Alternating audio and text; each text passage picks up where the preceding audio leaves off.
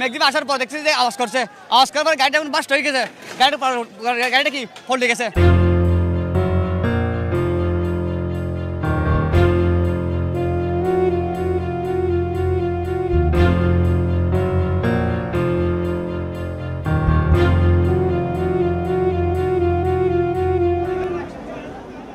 CCTV ফুটেজে দেখা যায় ঢাকা চট্টগ্রাম মহাসড়কে চলতে চলতে হঠাৎই দ্রুতগতির যাত্রীবাহী বাস উল্টে যায়।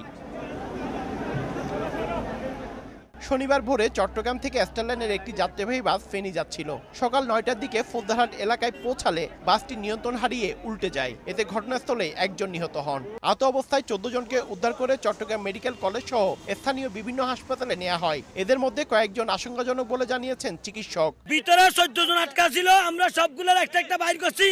ফায়ার সার্ভিসের লোক একজন বাইর করছে। মেঘদ্বীপ আসার পর দেখছি যে আওয়াজ করছে, আওয়াজ করার পর গাড়িটা বাস্ট হয়ে গেছে, গাড়িটা কি পল্টে গেছে। আমরা যখন আসছি তখন অলরেডি একজন ডেড বডি বের করা হয়েছে। ওনার বয়স 65 থেকে 70 হবে। আরেকজন আহত লোক বের করে চট্টগ্রাম মেডিকেল কলেজে নিয়ে যাওয়া হয়েছে। নগদের কাছে সব গ্রাহকই প্রিয়, তাই তো সারা দেশে ক্যাশ আউট চার্জ সবচেয়ে কম।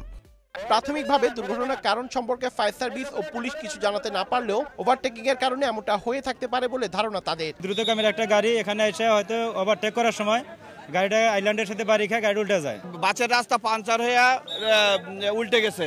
উল্টে তারপরে কিছু যাত্রী ভিতরে ছিল, দ্রুত গতিতে এলাকার লোকজন আমরা সহ চট্টগ্রাম মেডিকেলে হাসপাতালে প্রেরণ করা হয়েছে। এদিকে দুর্ঘটনার কারণে রাস্তা বন্ধ হয়ে যাওয়ায় ঢাকা চট্টগ্রাম মহাসড়কের দুই পাশে দীর্ঘ যানজটের সৃষ্টি হয়। ফায়ার সার্ভিস 2 ঘন্টা পর দুর্ঘটনা কবলিত বাসটি সরিয়ে নিলে স্বাভাবিক হয় যান চলাচল।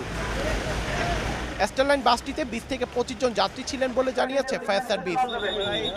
পার্থপ্রতিম বিশ্বাস, সময় সংবাদ, চট্টগ্রাম।